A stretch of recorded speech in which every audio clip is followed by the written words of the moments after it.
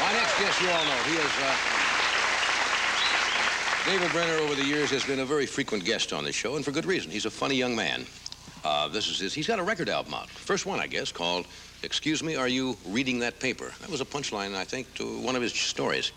It's being released today, and the record is still in here. Nobody has stolen this yet. David's going to be at the Strand Theater in York, Pennsylvania, November the 3rd, and in Bowling Green, Ohio, at the Bowling Green University on November the 5th. Would you welcome David Brenner?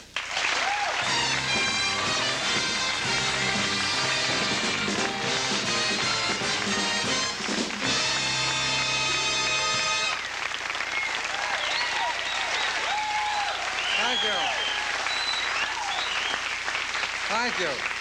I'm replacing the band number tonight. No, great band. Do you ever think of do you ever hear Indian music, music from India? Do you ever think that maybe they have a symphony orchestra of India, and the conductor's up there and he says, okay, now we tune up. Dun, dun, dun, dun, dun, dun, dun. Okay, now we play.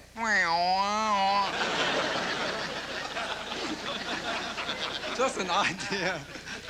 You want to hear a good idea? I have a good idea. There are bad ideas and there are good ideas. I'll tell you a bad idea. This is my idea. I don't know whose it is. I'd like to find out. Someone gave me one of these. It didn't mean anything, but did anyone ever give you a piece of chewing gum that has this gooey thing in the middle? I never heard of it. I took a bite. I thought I killed something. Bad idea. Now I'll give you my idea. This is a good idea. I think it's even worth money. And if you use it and you make money, you're welcome to it. All right. How do I do this on television? Wait a minute. All right. All right. You know, men are often bothered by other men. In the army and in prison. Especially in the shower. I have a great idea. Rubber soap. When you drop it, it bounces back up. So, you know.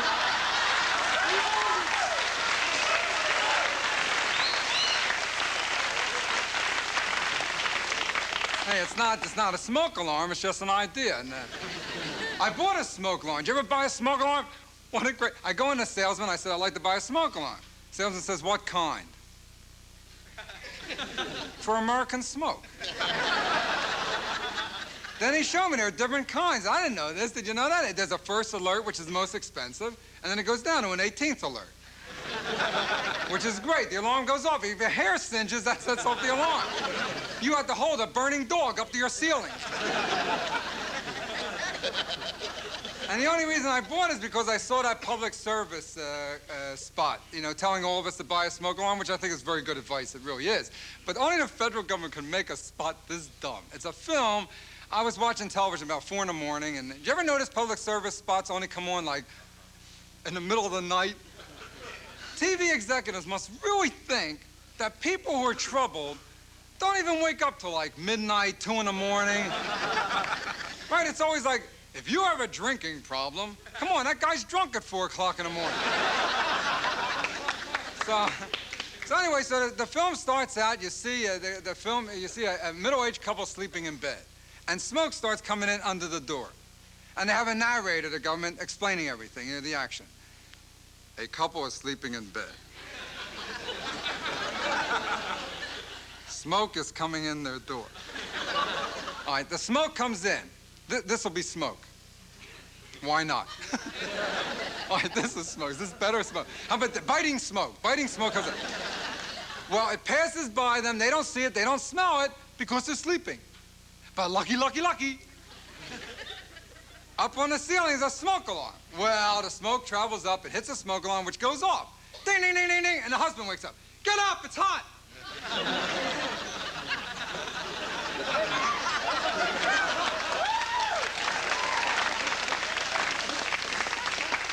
Of course, she says, I have a headache.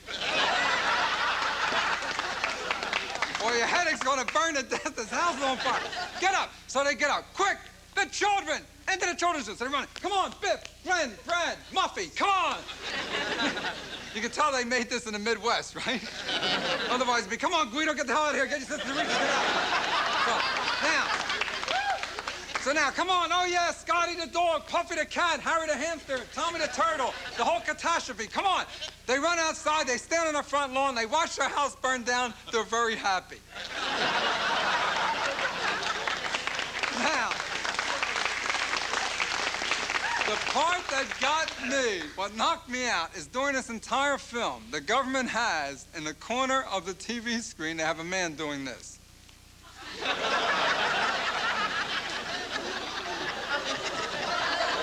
Now, either that smoke alarm comes off the ceiling and hits him in the head. I don't get it.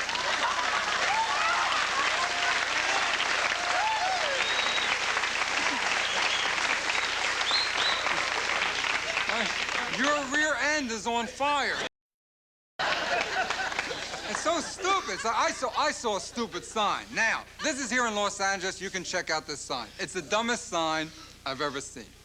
All right. Here in L.A., on the door of the International House of Pancakes. Aren't you glad they finally went international? Do you really think that they are international? I mean, do you think if next week you go to France, pardon-moi, monsieur. Où est pancake international?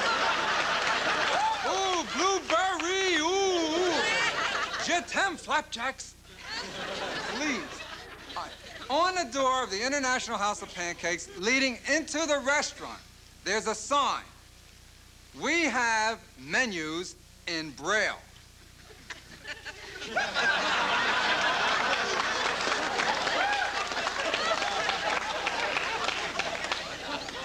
I told the manager, why don't you make it bigger in case they're across the street? Thank you.